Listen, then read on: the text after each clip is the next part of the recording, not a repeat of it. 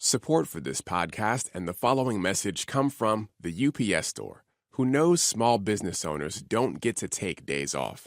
So if you need help with shipping this upcoming holiday, they'll be open. Visit www.theupsstore.com for details. Do you know an undiscovered musician who needs a break or just want to get rid of the guy playing Hallelujah on the banjo outside your office window? Well, NPR Music is looking for one great unsigned musician. The winner will play in the iconic NPR Tiny Desk Concert Series and tour the U.S. with NPR Music. And maybe you can take Scott Simon along as your roadie. To enter, just shoot a video of your act playing an original song behind the desk and submit it by January 29th. Learn more at npr.org/tinydesk. On National Public Radio with us, Click and Clack the Tappert Brothers. And we're broadcasting this week from the Combination Auto Repair Shop and Charm School here at Car Talk Plaza. See, it turns out that these combinations are not so unusual. Yeah? Thousands of pieces of mail addressed to both of us. I mean, did you read any of your mail? No. You just give it to me. I do all the work. You come in, and that's it. Yeah, well, actually, if you want to give a little background here? Yes, I mentioned a few weeks ago that I read something from a menu in our favorite town. Where's Claude's live? Unadilla, New York. Right. There was a combination restaurant or something, a furniture store and undertaker, funeral parlor. And it turns out... you thought it was interesting. I thought it was an interesting juxtaposition. Yes. And here's one from Ray Poff, says, you commented on the combination of funeral parlor and furniture business. This is not unusual. Here's one, Rudy's Welding Service and Cold Beer. You know, if you're a welder, you need a cold beer every once in a while. That's probably how it got started. Here's another one. Out in Mokina, Illinois, there's a place called Al's Shoe Repair and Tropical Fish, says Matt Cox from, out there. I like that. And lastly, just to add a little bit of erudition to the little discussion we're having here. Yes. Here's a letter from one of the most brilliant people in the world, a PhD, Johanna Miller Lewis, assistant professor of history at the University of Arkansas. I was listening to your most excellent program. She is intelligent. Your most excellent program last weekend. Too. When I heard the letter from the gentleman wondering about the combination furniture store and undertaker. I love it when you do the French part. As a college professor who's most interested in broadening the knowledge of Americans everywhere, I must respond. The practice of combining furniture and undertaking dates back to the 18th century. Sonia Henny's tutu. Where cabinet makers made furniture and coffins, and as burial practices became more formalized without increasing the demand for coffins, these artisans saw the opportunity to augment their cabinet making by offering additional funereal and burial services. And she closes, a layaway plan. And she closes with, you can get a layaway plan in both departments. Yes, of course. Which layaway plan do you want? And Johanna closes by saying, thank you for the opportunity to use my PhD in a really important capacity. You are right, Dr. Lewis. Anyway, if you'd like to talk to us, our number is 888-CAR-TALK. That's 1-888-227-8255. Hello, you're on Car Talk. Hi, I'm calling from Ann Arbor, Michigan. And who are you? My name is Shanta Ness. Shanta? Yes. That's Shanta? That's it. What a sweet little name that is. Thanks. And from whence does the name Shanta come? It's actually a Sanskrit name from Sure. India. It's Indian, of course. Yes. It Absolutely. means peace. Peace. Yeah, I've been very lucky to have such a nice name. Shanta. You know, I was just, the other day, speaking of Indians, I was bemoaning the fact that we haven't heard from Arup Gupta, who has to have had the most mellifluous name. You may not remember this guy. I don't know if you've ever listened to the show before. Yes, but I have. A while ago, we had a caller whose name was, are you ready? Arup Gupta. That's an excellent Indian name. I mean, It's about as it's a excellent as they mantra. come. It's a mantra, Arup Gupta. Arup Gupta, yeah. Wow. So now Right. Shanta And will be next. Arup Gupta in Hindi means broken down Chevy. Anyway, Shanta, what can we do for you? Well, I have an 86 Honda Accord LX, and it's got 165,000 miles on it. It's an excellent car. However, recently the idle has been going downward. That is, when I'm just stopped at a stoplight or idling still, it idles at about 750 to 1,000 RPMs, and I kind of have to keep my foot on the gas to keep it from stalling. And it was my understanding that this is not a terribly difficult thing to fix yourself. Really? I guess maybe I was Really told to what? incorrectly. Well, I mean, That's all true. Adjusting the idle is easy or not easy? No, adjusting the idle is relatively easy. It does require taking the air filter off, which is a little bit difficult, and finding the right screw to turn. Yeah. And once you've done that, you may temporarily solve the problem. Yeah, the trouble with adjusting the idle is that it's like touching up the X-rays. And there's no reason for that screw to have ever moved. So if the Right. idle used to be correct, and it's now incorrect, Right. it's Something else is going on. something It else seems is to going. be sporadic as well. It's not always. Oh, that's even worse. That's worse. Yeah, Oh. yeah. That's even Kiss worse. of death, boy. It's been really nice talking to you.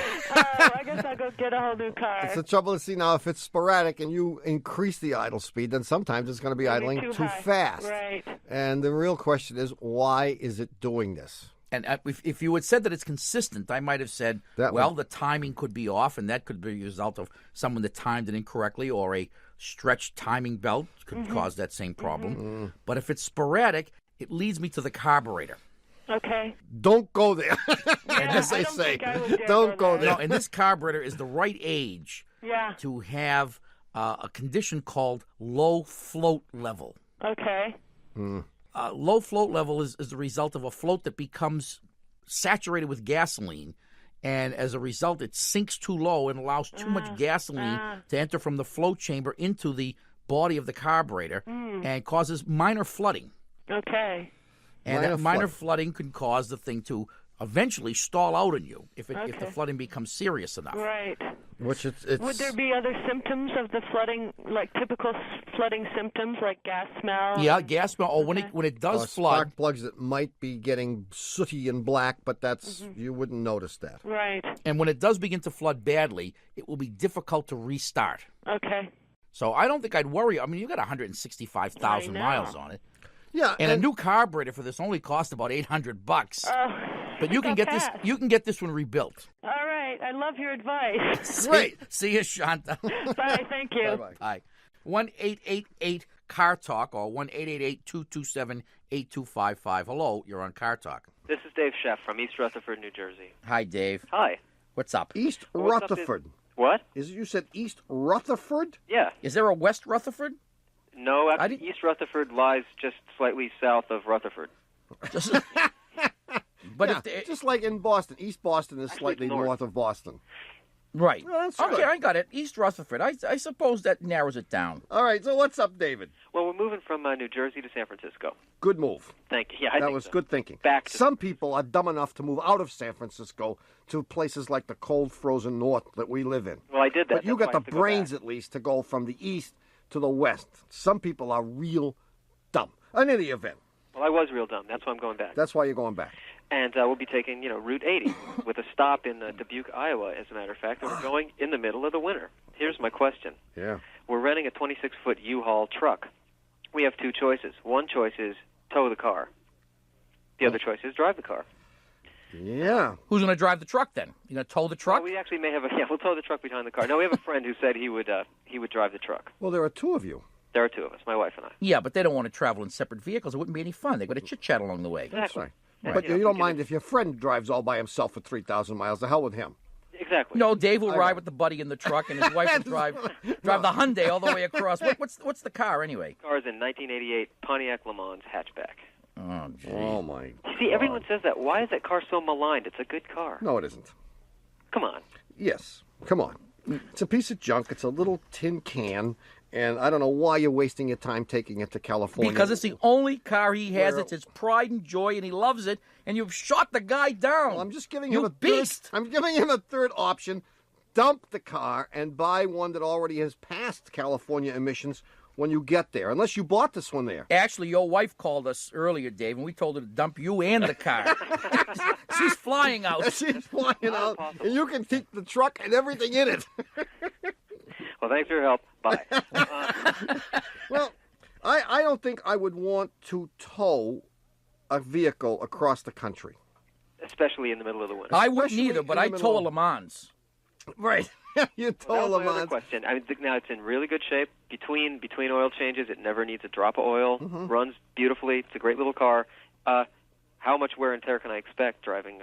No. If you like this car, and I like it. I Good mean, car. then fine. Then I would say you could drive it. You could also might want to consider having it shipped. Mm-hmm. You might want to consider. UPS with it. You might want to consider getting a 40-foot truck. I can see the guy coming and to put your it house now. inside the truck. Back in fire. Yeah, second day air. Second day here. That's right. You can do that on a train, right? Yeah. So under no circumstances, yeah, you can do it on a train. Or you can do it by truck. Why wouldn't you want to tow it? Oh, think all the way across the country. in you the won't even snow? know it's back there. It could fall off in like Nebraska, And you wouldn't might know. not notice until you got to Colorado. Well, the only problem is backing up. Yeah, You know, if backing you happen up. to miss the parking. No, you know what you do when you back up? Like when if you have to back into a parking space, You disconnect it. you disconnect the car and you drive the car. Yeah, but don't forget too, if you're going to tow it, you're going to have to put it in a sling. Yeah, there's going to be a trailer up. Yeah, there's a carrier that takes the front wheels off the ground. It takes all the wheels off the ground. Takes all the wheels. That's like a little trailer. Yeah. That's what he said. He's going to trailer. Trailer. Yeah, I mean, That's what I would do. Assuming I have to drive the car, is there any particular precaution I should take outside of a complete tune-up and check the hoses and belts and all that stuff? Well, I mean, you never know when something as lousy as LeMans is going to break down. So I Why would. do you think it's such a bad car? Wait a minute. I would rent a Hyundai and tow the Hyundai behind the LeMans. No, I give the guy a break. If you want to use this LeMans when you get to California, do not drive it across country. That will be the death knell for that car. Really? If you want to drive it when you get to California, then you must tow it out there. And towing it is not a bad idea. It really isn't.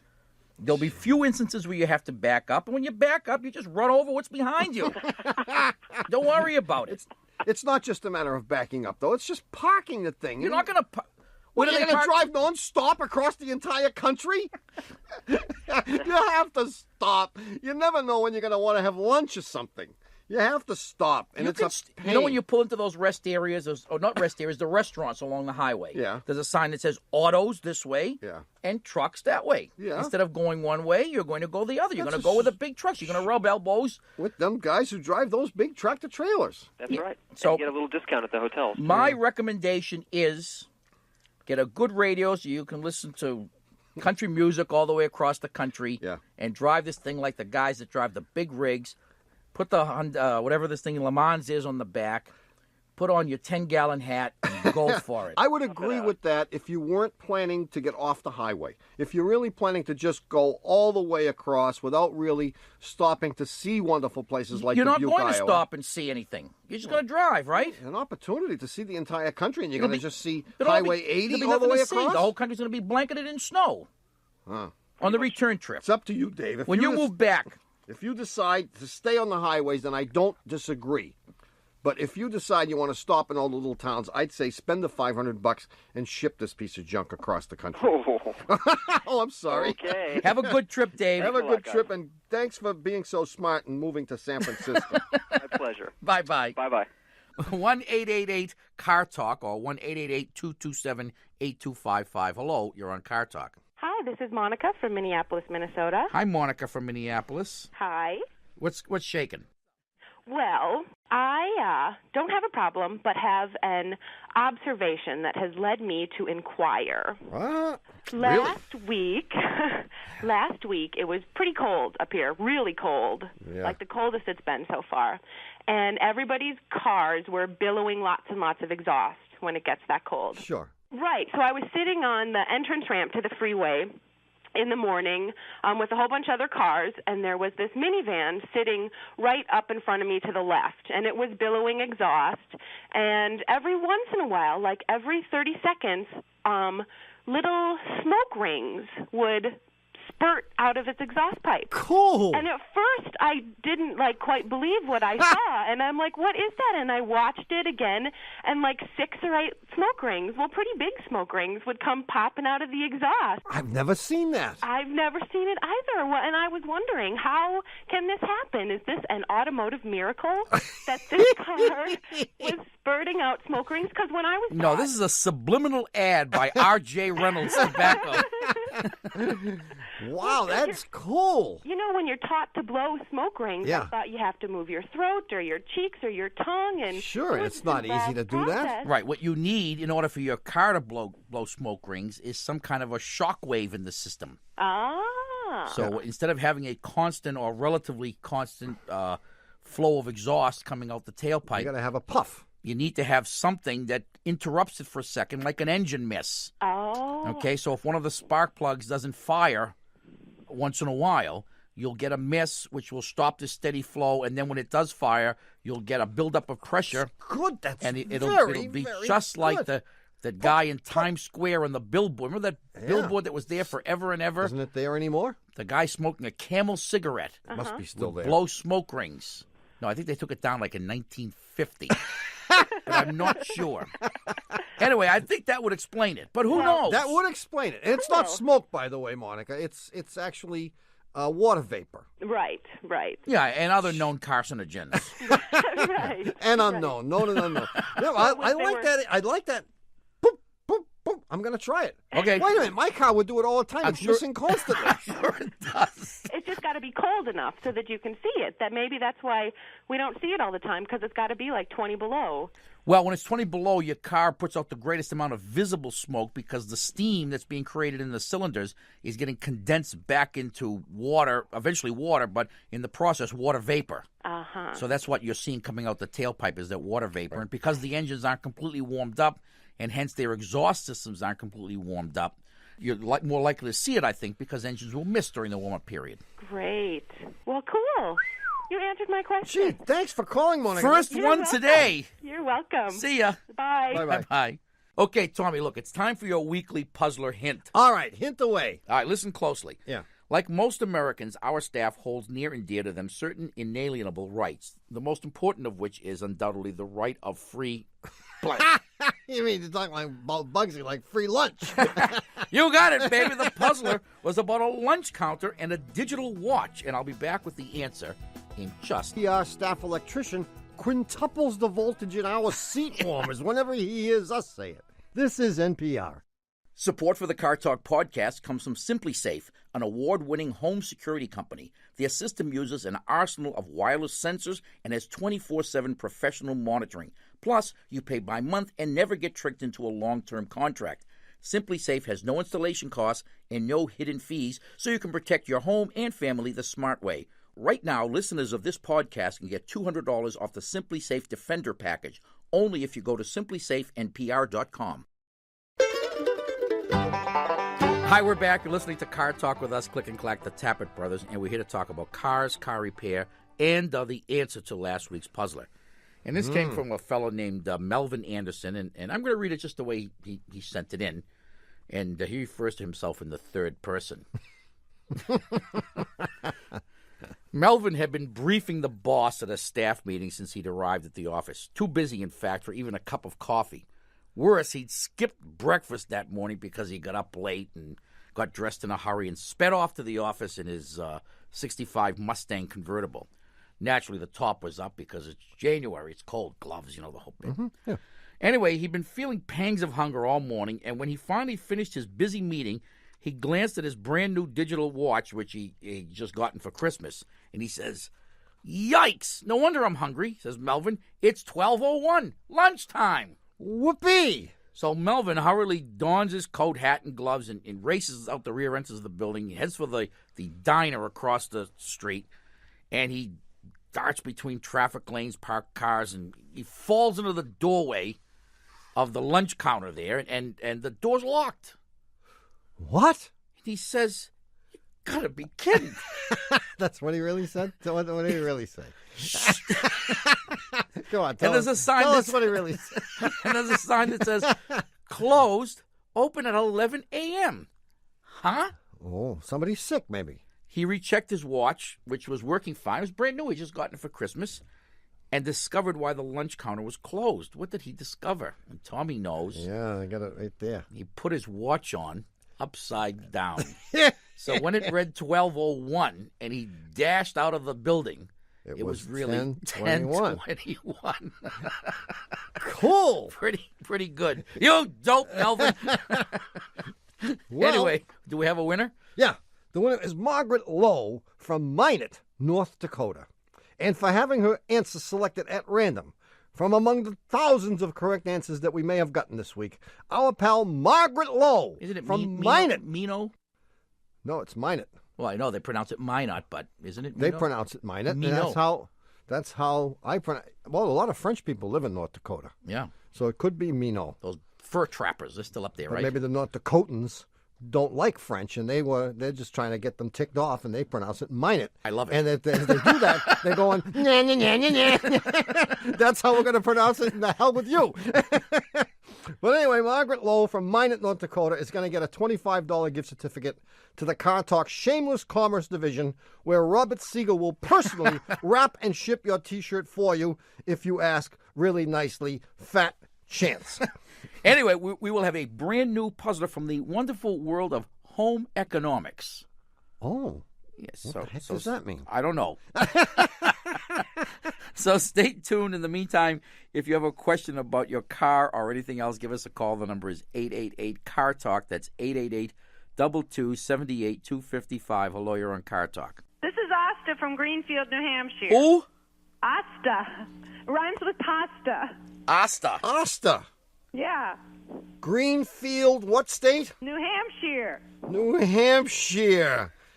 Asta. Wasn't that the dog? Wasn't that the thin man's dog? Yeah, except That's it's exactly pronounced right. Asta. Mine's pronounced Asta, and it's spelled with 2 A's. Asta. Uh-huh. 2 A's in the beginning? Yep. Ah. Asta. Right. Rhymes. It does rhyme with pasta. Yeah, it's like hasta la vista. Right. That's spelled with 2 A's also. Where did you get this wacko? I mean, where did you get this very interesting name, Asta? It's my parents. It's a Swedish name. Oh, it is? Asta. So what's happening, Swedish, Asta? huh? Swedish. I've got a Jeep Cherokee, and it's been giving us quite a few problems. I love the car, and I take it to the mechanic whenever it acts up. And now for a while, whenever I get in the car and I drive for a little bit, it starts revving all of a sudden. If I come to a stop sign, I can hardly brake, and then it stalls constantly. And I've taken it to the mechanic several times, and he's replaced the spark plugs, and he's done oil change, and In other words, he's got no idea. he has no idea. He'll Right. do anything. Did he change the air freshener and the wiper blades? Because when you get down to the wiper blades, you're really down to no idea. And then he said, now I need to change the oil every 2,000 miles because the oil's thickening up, and I just had it changed, and now it's a little better. No, I think his brain is thickening up. What do you mean it's a little better? He attributes the thickening oil Yeah, well, he said that was the cause. I don't know. That's what he said. Well, the oil is thickening up, so I should have it changed every 2,000 miles instead of every 3,000 miles. And that's he thinks that's what's what he thought causing was it It's to a little speed up. better now. It's not revving quite as much anymore. And you bought this. Well, I'm car illiterate. And I have to trust somebody. You fell for this. What engine do you have in this thing? Do you know? Is it a 4-cylinder, 6-cylinder? I think it's a 6-cylinder. How many spark plugs did he charge you for? 6. 4. All right, let's. Well, it's a 6-cylinder. It's fuel injected. Yeah. It has a check engine light in the dashboard. Does that ever come on when any of this thing is? No. Does it work at all? Is someone taking the bulb out? When you, I don't know. Well, you can tell me. Does it come on when you first turn the key on? Yes. It does. Then it works. It works, and it hasn't come on otherwise. No. All right, and they have changed the wiper blades or not? No. No, I think the ultimate, I have no idea, is did you wash the car? I mean, and does it do this all? If you're driving along at like 30 miles an hour. All of a sudden, it starts revving out of the blue. Well, it could be something as simple as a sticky throttle. Yeah. It could be something as simple as a sticking kick-down linkage on the for the transmission. There's a kick-down cable that goes to the transmission. It could be The that. what cable? The kick-down cable. Yeah, I'm writing this all down. Good. Yeah. Write it down. Okay, kick down cable. Okay. I mean, Okay. did he ever suggest that he looked at the accelerator linkage? No, he said it needed to be hooked up to some kind of a computer. Which he doesn't have. Right. Right. Well, you may have to take it to the Jeep dealer, but usually when there's a sensor malfunction that's causing this to happen, for example, if your coolant temp sensor went haywire, it could make the thing race. It could make it run very rich. It would not thicken your oil. Rather, it would dilute your oil. Maybe that's what he's talking about. Maybe he has them mixed up. And it's possible that that's going on. And that would explain why he had to change the spark plugs. Maybe they got all black and fouled with gasoline. So But it's normally possible the check engine light would have come on to tell you that there was a bad sensor, and then somebody, not he perhaps, could tell which sensor it was. but maybe not. So you may have to go to the Jeep dealer, but ask him to check the throttle linkage to make sure that nothing's hanging up. And that should take care of it. Well, I don't know. No, it's probably not going to take care of it. Once he eliminates that, Then you're gonna he's go to never the seen dealer. it happen. Is that true? No, he's never. He takes it out for test drives, and it never seems to oblige me when he's yeah. driving it. Well, I would certainly ask him to. But it's scary, Sometimes I come to a stop sign, I can hardly brake the thing because it's revving so much. Well, throw it in neutral if that happens. Okay. Yeah. No. Yeah. At least you'll stop. You may blow the engine, but at least it will stop. But you may have to give him one more try. Okay. And if he changes the wiper blades and the air freshener, then take it to the Jeep dealer and tell them what's going on. Okay. Good luck, Asta. Thank you. Hasta la vista. Same to you. Bye. Hasta. Bye-bye. All right. Before you confuse another poor unsuspecting caller, would you mind if I dip into the old mailbag? What do you mean unsuspecting caller? haven't- They call us. They know what they're getting into. Here it is. World records. Sent to us by Pete Daggett from nowhere. Here's a world record.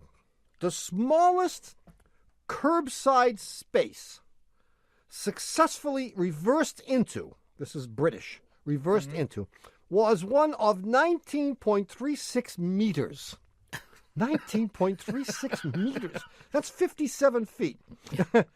Equivalent to 3 standard parking spaces by Mrs. Caroline Wiz of Great Britain.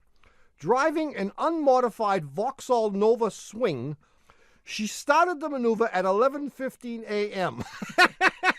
in Ropergate, Pontefract, and successfully parked within 3 feet of the pavement 8 hours and 14 minutes later. This can't be true, can it? There was slight damage to the bumpers and wings of her own and the 2 adjoining cars, as well as shop frontage and 2 lampposts. I like it. That's good. What are her wings? Fenders? Wings, fenders? Bumpers and wings. Bumpers and wings must be fenders. I don't know. Wow. Those Brits, they really have Well, screwed I up the knew- language, haven't they? Well, I mean, I knew it was from Britain because you know how curb was spelled. Curbside space. K-E-R-B. Really? Yeah. That's how they spell it? That's how they spell it, man. Illiterates. When are they going to learn the language? What's their problem? And that accent. I mean, where do they get off with that accent? Oh, snobs. That's all they are. Oh, God. If you'd like to talk to us, we're not snobs. If you'd like to talk to us, the number is 1-888-CAR Talk. That's 888-227-8255. Hello, you're on Car Talk. Hi, this is Hanz Holznagel calling from Cleveland, Ohio. Ah, come on. Tell us your real name. Yeah, it's the real item. Holznagel. Holtsnagel. Not a bad guess. Holz, no T, Oh, I should have known that. Nagel. Holtz, of course. Holtz. What's up, Hans? Well, I have a question about something my wife does when she's driving. Mm-mm. She turns off the engine when she's sitting at a stoplight. That's good. She knows I'm asking this question. Sure. I've talked about it to her quite a lot, and I'm just going to ask it as objectively as possible. Yeah, and I appreciate. I can tell that you're asking this question with all due respect. With all due respect to your wife. That's correct, of my beloved wife. That's and right. the question is there any benefit, mechanical or otherwise, to doing that, or any harm, mechanical or otherwise, to turning off the engine? And you're restraining yourself from the little parenthetical phrase, or is my wife a complete wacko? You didn't. We have to say you did not intimate in any way that you thought your wife was. Oh, he intimated. He just didn't say it. You said it. I didn't. Well, under what circumstances exactly does she do it? Does she do it at every single traffic light?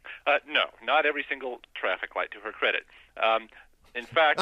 None of these parenthetical little intimations. She knows I'm asking the question this way. So is she there? She's not here right now. Oh, you lucky devil, you. We can send you a tape of the show. Oh, my. I'm afraid... well, in any case, what she does is turn it off if she thinks the stoplight is going to last a long time, such as about a minute. Yeah. In practice, and she knows I've been timing her, sometimes it's a lot less than that. In fact, sometimes it's as little as 15 seconds. But if she thinks it's going to be that short, she doesn't turn it off. Sure. She thinks a minute. That's her. Yeah. That's her criteria, cutoff criterion. And she has reasons. She believes that she doesn't want to be pumping fumes into the atmosphere when she's just sitting there. That's reasonable enough. And she also doesn't like the smell of the fumes. Well, if we're sitting in a line of cars... You're getting everyone else's anyway. Right, but sometimes you're sitting there alone, and fair enough. She's kind of sensitive to that. I never shut my engine off because my own fumes always smell better than everyone else's. So I want to make sure that if I'm surrounded by fumes, I'm at least insulated for everyone else's by my own. So the question is... See, this is a difficult question to answer because there are times when you would want to shut the key off. What? When? Who? Why? Well, you don't have this problem, Thomas, because your car stalls at every stoplight. So you pull up, it stalls, and when the light turns green, you restart it and drive away. I would never purposefully turn off the engine once it got going. Well, I would never have done it. Well, no, in your case, in my case, right? But I would never have recommended this years ago when engines were carbureted because the amount of gasoline wasted in restarting it was in fact significant. So the losses incurred by running the engine could never be offset by turning it off unless it was for a long period of time. And more than that, the initial startup pollution would be so great that you'd negate any positive effects from having shut the key off. I contend that may still be true. I don't know. It is not true anymore because with modern fuel-injected cars... I don't mean technically true. Oh, spiritually? Spiritually, emotionally, and in fact, the way people start their cars, true. Well, if Han's wife starts her car the way I think she does, she just turns the key, it doesn't step on the gas, and starts right up and runs at 850 RPM, just like it would have had she not shut it off. Yeah, I think so. Right. So I think in that sense, it's probably all right. The wear and tear, of course, comes on the battery and the starter motor and the flywheel. Yeah. Which are not cheap. The battery's cheap, but the flywheel and the starter aren't, especially in a Camry. It's not a simple question. I mean, if we take it purely from an economic standpoint, it is certainly not trivial to figure out whether the amount of fuel you're saving and all the lights that you stop at is in any way offset or more than offset by the wear and tear on the battery and the starter and the flywheel. I mean, when we think of it in the grand scheme of things, her little effort is minor. However, maybe she could start something. I mean, maybe if we could get everybody to do that. The problem then becomes traffic. Because now, when the light turns green, we got a line of 20 cars, all of which aren't running. And worse than that, all it takes is one jerk like my brother to have a car that sits there and goes, stop. Well, but I'm sure that there is someone at Berkeley who has already done the calculations to figure out how much fuel would be saved if everybody stopped, because there are statistics on how much fuel gets burned by people stopped at red lights in a year, and it's millions of barrels. Like most of the questions we get on the show, this is much too difficult for us to answer. It's way beyond us. However, I would suggest that if you know the stop is going to be 2 minutes, I would absolutely recommend shutting your car off. Boy, there aren't many lights in the world that are 2-minute lights. Oh, but we hit for some that are a minute and a half out here. I'll give you one example where people never shut off their cars and they should, is when trains pass. Now, you should never do it while you're on the tracks. But if you're on either side of the track, if you're on the wrong side of the tracks, you should certainly shut the car off because no train goes by in a minute's time. At least freight trains don't. Oh, no, right. Right. So the conclusion is economically not a good idea. From the environment's point of view, not a bad idea. Not a bad idea, but only if everybody does it. I mean, she's not doing herself any good or anybody else. Globally, act locally. Right. Come on, act automotively. Hanz, thanks for your call, and tell your wife to do whatever she wants. You know she will anyway. Thank you, gentlemen. See you later. All right, she may be onto something. Bye-bye. She may be. She may be onto something. Then again, she may be what? She may be wacko. Okay, look, my new digital watch tells me that it's time for us to take a break. What time is it? I don't know. It's still flashing 0021. I haven't figured out how to set it yet. We'll be back with a brand new puzzler in just a minute. Take a ride in my Aspire. Dead side, 2 new tires. Hold on tight, baby. Canvas seats, a place for your drink. 5 on the floor, the carpet stains. Roll down windows, turn it up the stereo. Hang on to your hat, the wind is gonna blow. It's alright to smoke. And even though the universe has second thoughts about expanding whenever we say it, this is NPR. Hey, wait, don't tell me, fans. Peter Sagal is on vacation this week, and filling in for him is some guy I've never heard of. His name, what's his name? Tim Hanks. Oh, Tom Hanks? Get out.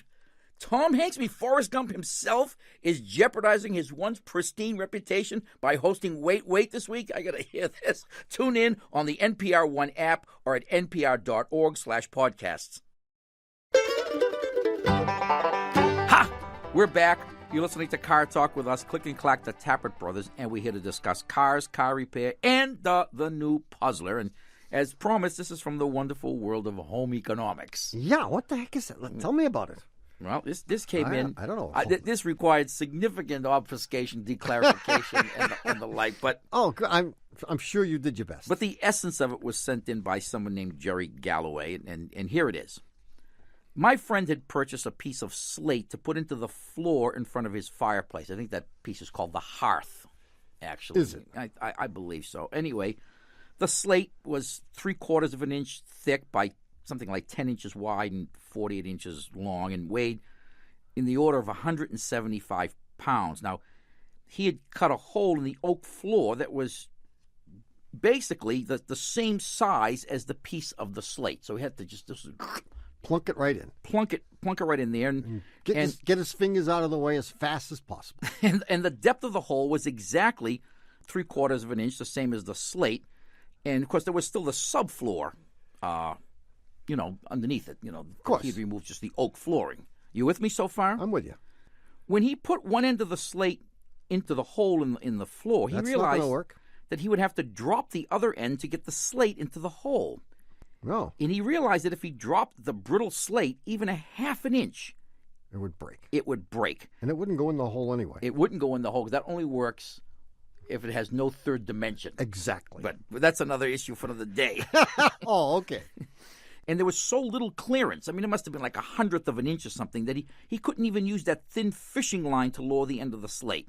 So we sat there for the longest time drinking beers and pondering this dilemma. I got it already. I know the question and I know the answer. After my 5th or 6th trip to the kitchen, I returned with something from the kitchen that solved the problem in, I think, elegant fashion. I do too. What did I find that it worked so well that allowed us to lower the slate into the hole without risk of breaking it? Now, if you think you know the answer, write it on the back of a $20 bill and send it to Puzzler Tower, Car Talk Plaza, Box 3500, Harvard Square, Cambridge. Our fair city. Matt 02238. Or you can email us your answer from cartalk.com. And by the way, you can submit puzzles using either of those addresses. Sure. Especially if you don't like the ones I've been using lately. You can send your own damn puzzler in and see if that fares any let better. my brother obfuscate it. You won't recognize it when he gets done. But if you have a question about your car or anything else, the number to call is 888-CAR-TALK. That's 888-227-8255. Hello, you're on Car Talk. Hi there. I'm calling from Seattle. My name is Elizabeth. Hi, Elizabeth. What's up? I got a 1972 145S Volvo. Oh, a real beauty. Go ahead. 72. And it's green. 145. We knew it was green. You didn't have to tell us.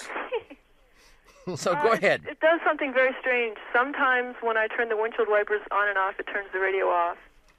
And sometimes when I put the blinker on, it turns the car off. And sometimes when I put it in reverse, it turns the car off. And the other day, I think I turned the headlights on and it turned the radio off. That was the first. It's been doing this for about 4 years occasionally.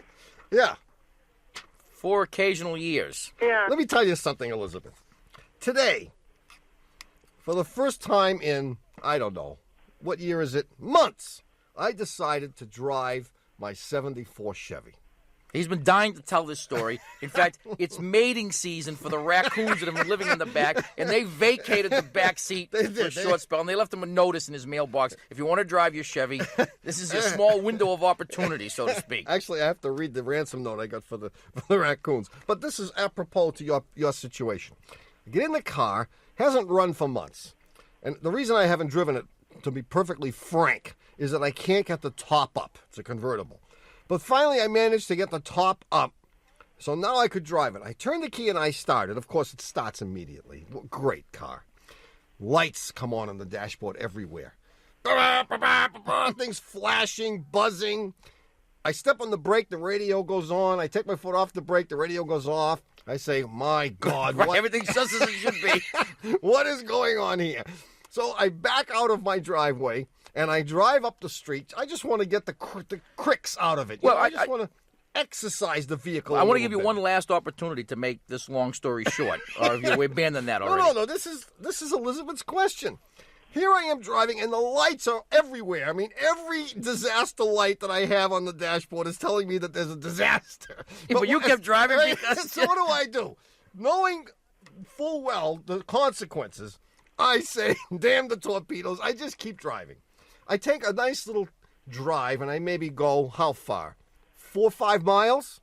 By the time I got back to my house, everything had fixed itself. Isn't that marvelous? The lights all came on when they were supposed to. The radio and the tape deck, my 8-track tape player, playing perfectly. All the flashing lights went out, and I just pulled her right back into the driveway, patted her on the rump, and said, good old girl. Do you ever do that, Elizabeth? You know, the windshield wiper light radio thing never happens when my boyfriend's in the car. Maybe I should just have... Pat him on the rump. Maybe that's what you have to do. Well, I think the wiper thing, you say you turn the wipers on, and what happens? The radio goes off. No, turn the wipers off, and the radio goes off. Once the wipers turning off made it turn on again. So once you turn the wipers off and the radio went on, but usually when you turn them off, the radio goes off. Right. Oh, picky. Come on, you're driving a sled here. What do you expect? 1972. You're going to move to Alaska. Isn't there something I could do without having to, follow every single wire in the car? No. There's nothing you can do short of that, so to speak. Well, that is disguised, the answer here. Short. You have a short That's someplace. what I said. and I would guess that you probably have bad ground connections. And what's happening is things are acting as grounds that shouldn't be, and that's why things are turning on and off. We've seen it happen where sometimes you blow a fuse, and things that are on the same circuit sometimes will use another circuit as a ground circuit. A crossfire, almost. Yeah. So what's happening here is you probably have bad ground connections under the dashboard someplace, and that's where I would begin to look. All your problems are under the dashboard. There's no doubt about that. They're all under the dashboard. And they're all in the vicinity. I'm going to give you a big hint. They're all in the vicinity of the wiper motor. So have someone poke around there. They're going to find that you have bad ground connections or broken wires, and they're all right by that wiper motor, and that's what did it. What does that have to do with the blinker and the reverse gear? It's all there. It's all there. Everything is right under there. Right. In fact, if you stare up under there, you'll probably find Carl Sagan pondering the universe. That's where he is. Everything's under the dashboard of a 72 Volvo. Yeah, don't worry. That's where he is. It's all under there. Okay, but in the meantime, don't get shook about it, and don't use reverse. All right? Thanks for your call, Elizabeth. Thank you. Bye-bye. Boy, reverse is not necessary. I had a car without reverse for months and months. I drove without reverse. I admit it was exciting sometimes, especially when it snowed, but most of the time I managed. We get used to too much. Everyone wants everything to be perfect. No, as a matter of fact, I have decided from now on to go without shoes. I just want to. I mean, what the hell? I think we're going to try that for a while. 1-888-CAR TALK or 1-888-227-8255. Hello, you're on Car Talk. Hello, my name is Peterson. I'm calling from Memphis. Peterson's your first name? That's right. Okay. Peterson. Yeah. Yeah, I've heard that as a first name before. Yeah, it gets kind of confusing sometimes because, I get introduced and they say, oh, and what's your first name? I say, Peterson. They're like, Peterson? I'm like, no. It would be unfortunate if you had a last name like Bill. Yeah, that's true. That would get really confusing. Are there two S's in Peterson? No, just one. Okay. What's up? Well, see, I have a phobia. Yeah. When I was a kid, a family friend had a garage, and one day when he was filling air in the tire of a pickup truck, the tire exploded. He was thrown across the parking lot, and he got banged up pretty badly. Yeah. So all of my life, I have been terrified to fill up the air in my tires. Yeah. So finally, after a couple of years, the woman I was with, she kept on asking me, why don't you ever put air in your tires? Because they always were, like, real floppy. And you said, shut up! I was like, don't ask me. No. So I finally said it out loud. I had never said it out loud. I said, I'm afraid if I put air in my tires, they'll explode and I'll get killed. Yeah. And she's like, don't worry about it. So she got me a little gauge. She showed me how to do it. So I did it. It was like a major breakthrough. Did you feel an incredible lightness of being? It was awesome. It was. But 2 days later at work, a coworker comes in and says, you'll never guess what happened to my cousin when he was filling up air in his tire. And that's it. I've been ruined since. I won't go near it. So now I have to go to a gas station and, like, say, could you, like, check my tires or get a friend to do it for me? Yeah. And so I'm wondering, like, really, what are my chances? What are the stats here of this happening? And are there any safety precautions I can take to safeguard my well-being while I do this? Of course there are. Well, I just want you to know that I had the very same phobia for a long time. Really? Yeah. Wow. And the thought of it, I think it's the imagery. I mean... Of a shard of rubber taking your head off. Not only that, but, I mean, your friend, I mean, if you had, for example, if it was an old truck, I don't know how old you are, but if it was a lot of years ago and it was an old truck, right, and it might have had a split rim wheel, in which case not only would the tire blow and hit you with rubber and air, but a piece of the rim would come off and cut you in half. Okay, you're not really helping me right here. Yeah, and I must have read something about that once, and I'm just trying to I can just see that phobia melting away. Yeah, I don't think I'll ever drive again now. But what he wants to know is, what are the chances? The chances are 1 in 10 million. Yeah, Really? the chances are real slim. Real slim. I mean, Doesn't matter, though. You've got a better chance of having winning the lottery. A pile of bricks fall off a staging near a construction site. You've got a better chance of being run over by a bread truck. You've got a better... I mean, all of these things could happen to you. I'm not making you nervous, am I? All those other things are going to happen. Gee, No, I think that you shouldn't be worried. I mean, life is fraught with all kinds of dangers, and you can't be worried about all of them. You got to pick one, and you've picked a beauty, because the chances of this happening are so remote. Right. Are there any safety precautions I can take? The precautions you can take certainly are having someone else fill up your tires. Sure. Right. And or wearing some kind of head protection, because the most likely thing to happen is full body protection. No. I mean, you drive around from now on. You get one of those spaceman suits, and you get out of your car, fill her up. I'm going to check the tires, and you see how long it is before you get arrested. Come on, this is serious business. I mean, the reason this happens primarily is that people I can see him with the suit. People overfill. Kids, you see what I'm up against? Can you see him with the suit and the big helmet with the glass thing in front of him? Yeah, the biohazard suit. And he's walking like Gort. And he's going over to check I give up. I'm going for coffee. You guys can talk to each other. The guy's in a lot of trouble. Yeah, and you're laughing. I'm sorry. It usually happens because people put air in a tire that's already overinflated. Yeah. And it's more likely than not that the friend you knew that had this accident was putting air in a tire that may have had 100 PSI in it already. And that will cause a tire to blow, or a tire that's defective. Or tires, for a while, that instant flat stuff had, I think, propane in it. Yeah, but they don't do that anymore. They don't do that anymore, and that might be what it takes. It might be that your friend was not really filling the tire. He might have been messing around with the tire and caused a spark, which caused the propane to ignite and therefore blow up. If we could convince you of that, that would be good, because then you would say, well, filling the tire is not going to make it blow up. and it's probably not going to. But filling a tire... But it could happen. But you should never rely on the pumps at the gas station. You know, you think you're set, you crank the thing for 32 pounds. Right. You should always have a tire pressure gauge of high quality, one of which you can buy on our website, by the way. I knew you'd get around to that. But if you have a tire pressure gauge... You can also buy life insurance on our website if you're interested in that.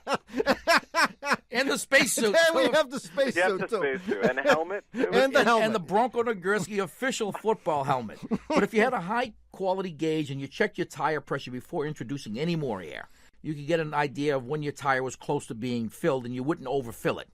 And if you do have a tire that has the right amount of air pressure and it happens to come apart during the filling process, it's not going to take your head off. I mean, people get blowouts all the time, and passersby, that is pedestrians, don't have their legs taken off at the kneecaps. Yeah, but all those trees that are falling down by the side of the road, how do you think that happened? He's working against me. You know, we almost get there, and then... Just exact 2 steps forward and 3 steps back. I was just thinking I'm going to buy that gauge. I'm about to buy that. Forget it. Forget the gauge. Yeah. Well, I hope we've helped a little bit. A little bit, yeah. Maybe, yeah. Definitely. We don't know how. Maybe I'll go for the suit thing, too. Yeah, have you heard that sometimes when you're getting gasoline, the gasoline can blow up from the tank?